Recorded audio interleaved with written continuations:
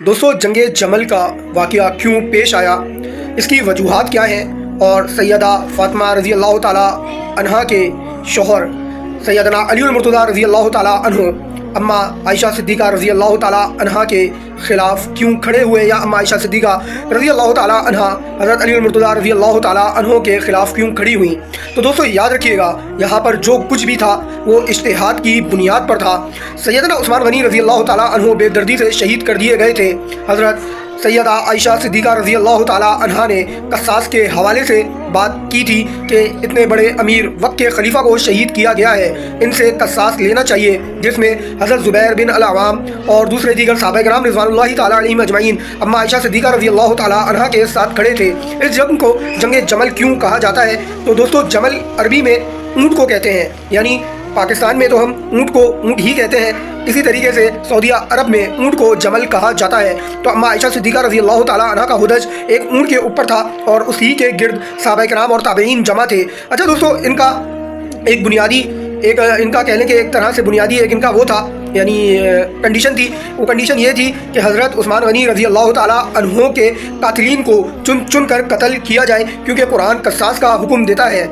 اسی طریقے سے دوستو سیدنا علی المرتضیٰ رضی اللہ تعالیٰ عنہ چاہتے تھے کہ جو ان کی خلافت ہے وہ پہلے مستحکم ہو جائے، کیونکہ جن لوگوں نے سیدنا عثمان غنی رضی اللہ تعالیٰ عنہ کو بے دردی سے شہید کیا تھا وہ بہت زیادہ فتنہ ورور اور کافی زیادہ طاقتور لوگ تھے۔ تو حضرت علی المرتضیٰ رضی اللہ تعالیٰ عنہ یہ چاہتے تھے کہ بدلہ تو ضرور لیا جائے گا، یعنی قصاص تو لازمی لیا جائے گا، لیکن پہلے میں اپنی خلافت کو، اپنی حکومت کو مستحکم کر لوں، اس کے بعد ان لوگوں سے نپٹوں گا، کیونکہ اس وقت میں بہت زیادہ فتنے رونما ہو چکے تھے، جگہ جگہ فتنے پھیل چکے تھے۔ تو سیدنا علی المرتضیٰ رضی اللہ تعالیٰ عنہ بھی اپنی جگہ بالکل درست تھے، اور اسی طریقے سے سیدہ عائشہ صدیقہ رضی اللہ تعالیٰ عنہ بھی بالکل درست تھی۔ یہ لوگ جب اس مقام پر پہنچے تو حضرت سیدنا علی المرتضیٰ رضی اللہ تعالیٰ عنہ بھی وہاں پر پہنچے، اور دونوں کا مقصد آپس میں بات کرنا تھا کہ کس طریقے سے کیا چیز ہو کہ اس چیز کو روکا جائے، اور کسی طریقے سے سیدنا عثمان غنی رضی اللہ تعالیٰ عنہ کے جو قاتل تھے، جو خوارج تھے، ان کو چن چن کر قتل کیا جائے۔ لیکن انہی خوارج نے جنہوں نے حضرت عثمان غنی رضی اللہ تعالیٰ عنہ کو بے دردی سے قتل کیا تھا، انہی بدبخت لانتی خوارجوں نے وہاں پر ایسی پھوٹ ڈالی کہ یہ لوگ آپس میں لڑ پڑے، اور جس کی وجہ سے بہت سارے صحابہ کرام اور تابعین وہاں پر شہید ہوئے۔ دوستو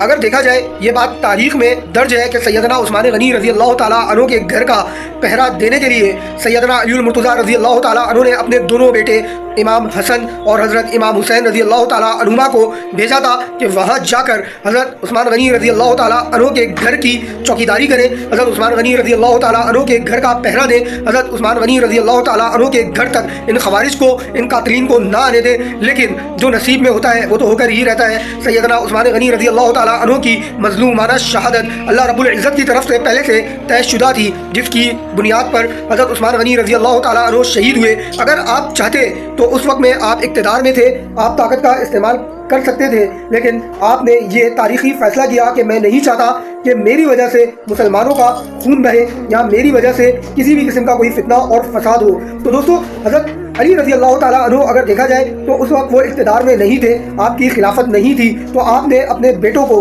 اس وقت میں ان کا دفاع کرنے کے لیے، یعنی حضرت عثمان غنی رضی اللہ تعالیٰ عنہ کا دفاع کرنے کے لیے اپنے دونوں شہزادوں کو بھیجا، وہاں پر ان کی حفاظت کے لیے بھیجا، وہاں پر ان کے دفاع کے لیے بھیجا۔ تو غالباً اور یقیناً حضرت سیدنا علی المرتضیٰ رضی اللہ تعالیٰ عنہ ان خوارج کو اپنی حکومت، اپنی خلافت مستحکم ہونے کے بعد چن چن کر لازمی قتل کرتے اور کرواتے۔ لیکن دوستو دوسری طرف اگر ہم دیکھیں تو حضرت اماں عائشہ صدیقہ رضی اللہ تعالیٰ عنہ بھی جو ان کا ایک فیصلہ تھا، جو ان کی ایک رائے تھی، وہ بھی ایک طرح سے بالکل ٹھیک ہی تھی، لیکن معاملات ایسے ہوئے کہ ان بدبخت خوارج ہی نے وہاں پر جنگ کروا دی۔ اس جنگ کا نتیجہ یہ ہوا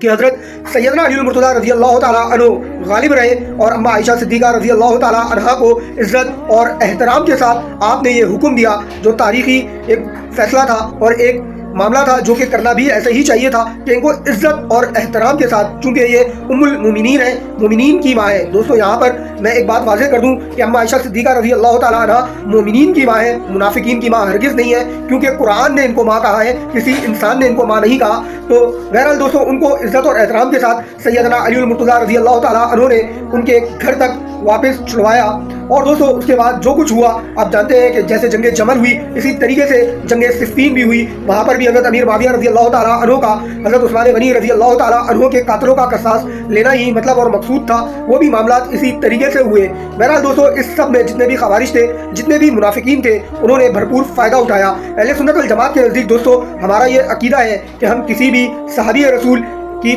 کسی بھی قسم کی ذرہ برابر بھی گستاخی کرنا اپنے نزدیک حرام سمجھتے ہیں، اور بلکہ اگر میں اس سے بڑھ کر دو الفاظ اپنی طرف سے کہہ دوں تو یہ غلط نہ ہوگا کہ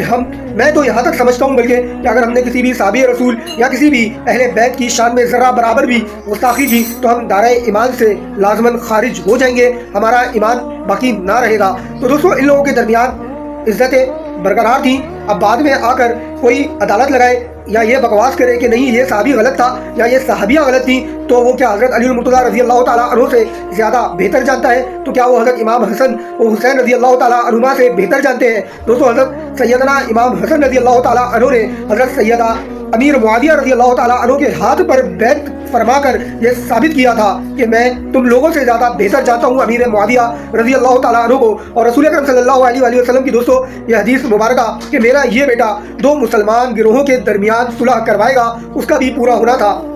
تو دوستوں ہم ان چیزوں کو سمجھیں کہ جنگ جمل اور جنگ صفین کیوں ہوئی اور اس کی اصل وجوہات کیا تھی۔ آپ البدایہ والنہایہ ابن کثیر یا ابن اثیر کتابوں کو کھنگال لیجئے، تاریخ کو کھنگال لیجئے، آپ کو یہی باتیں ملیں گی جو میں نے بیان کی ہیں۔ تو دوستوں جنگ جمل کو بڑھا چڑھا کر بتانا یا اس سے معاذ اللہ ایک رائے یہ نکال کر دینا کہ ان حضرات کے بیچ میں کسی بھی قسم کا کوئی رنج تھا، غم تھا یا غصہ تھا یا نفرت تھی یا بغاوت تھی یا منافقت تھی، تو معاذ اللہ ایسا ہرگز نہیں ہے۔ بات وہی ہے اور بات یہی ہے جو سیدنا علی المرتضیٰ شیر خدا رضی اللہ تعالیٰ عنہ نے کر کے دکھائی، بات وہی ہے جو آپ کے صاحبزادے سیدنا امام حسن اور حسین رضی اللہ تعالیٰ عنہما نے ثابت کی۔ یعنی اگر ان کو ان حضرات سے بغض ہی ہوتا تو کیا یہ لوگ حضرت سیدنا امیر معاویہ رضی اللہ تعالیٰ عنہ سے ہر مہینے لاکھوں روپے کا وظیفہ